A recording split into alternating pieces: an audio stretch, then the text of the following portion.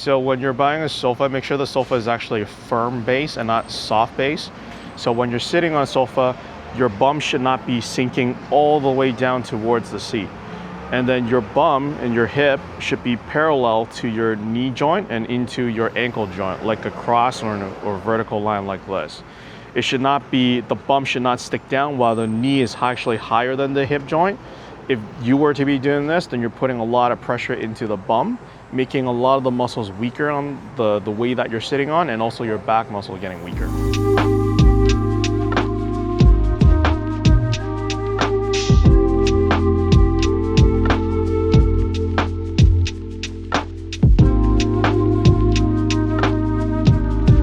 Hunching forward has two factors to it.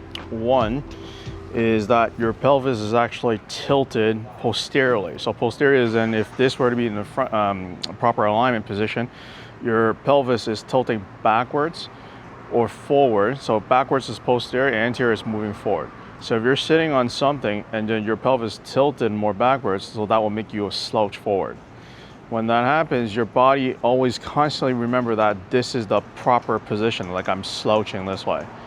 So when that happens, as soon as you start walking, your body's still kind of weak in the back. Therefore, as soon as you stand up, the muscles aren't contracting properly, making you feel I need to slouch forward because of that. Because you've been resting on the sofa or on a lazy boy for too long while that muscle is overstretched in that position. Secondary could be actual bone problem.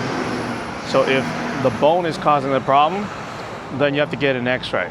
So only an x-ray can tell you what's wrong with the spinal curvature, can tell you if the bone has been degenerated to a certain point, or the bone in that segment of the area in your upper back is fused or compressed, therefore making you slouch. If that were to be the case, then you have to identify if there is the muscle that is causing the weakness still, or it's actual bone problem, because two different things are very different in terms of therapy and how you can fix it.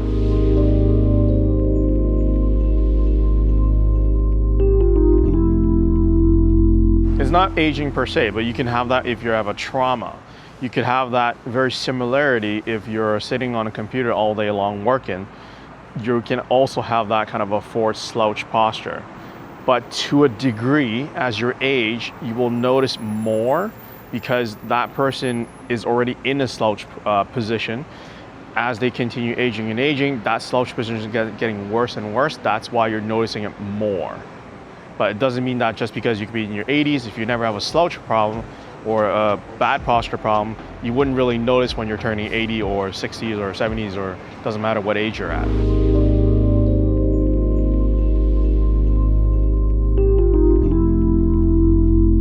Yes, correct. So if you have a bad posture right now, and then that's going to predominantly have a growing effect of leading up to a worse problem down the road when you're turning 60s, 70s, and 80s.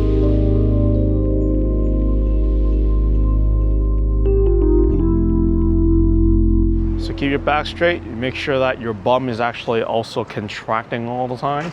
So that's why when we say it doesn't matter what age you're at, always get up, start walking around. As soon as you stand up, walk around, you're engaging those hip muscles, you're engaging your hamstring, the leg muscle to strengthen them. So those exercises aren't, I should say, it's to keep mobility happening. So you're keeping motion. It's not strengthening per se, but it is helping not to fatigue it more. To actually do like true strengthening exercise for the hamstring or the glutes, you need to do a lot of bridge exercise. You need to do a lot of hamstring curls exercise. You can do with one with resistance bands, for example.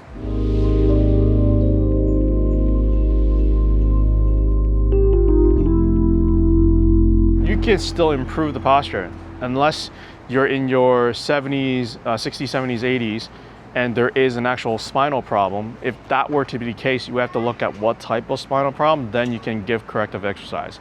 But in general, if there's no spine problem, then that means either two things. One, the glute is weak. Secondary, the mid-back muscles are weak. So those are fixable.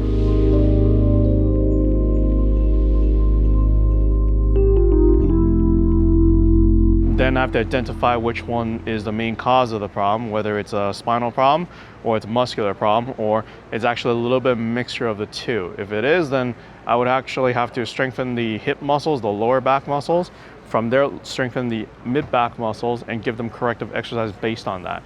But I might have to do a stimulator for the muscle contraction, or I might have to find out which one is actually causing the imbalance in the first place. So for example, like if the mid-back is weak in muscle texture or weak in muscle strength, is it because the lower back muscle is not firing, therefore it's causing the mid-back muscle having a problem? Or it could be because somewhere in the hip muscle is actually not contracting, therefore causing the upper back muscle not contracting as well. Or it's over contracting to compensate the weakness. So you have to look at which one is the cause of the problem, then you can treat it as it is. A lot of times is because the hamstring is actually overstretched and weak, creating tightness in the front, making the back muscle not firing as well. So you have to look at the whole body when you're looking at which one is really the cause of the problem, then you can do proper assessment and treatment.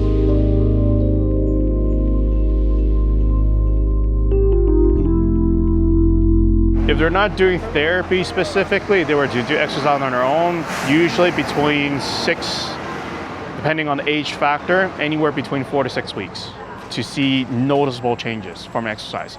After 4 to 6 weeks, if they're not noticing any changes, it means that the problem is not because of just as simple as they're working out on a muscle, therefore helping with the problem. It means that there's an underlying problem that is preventing that to happen in the first place. Then you'll need proper assessment.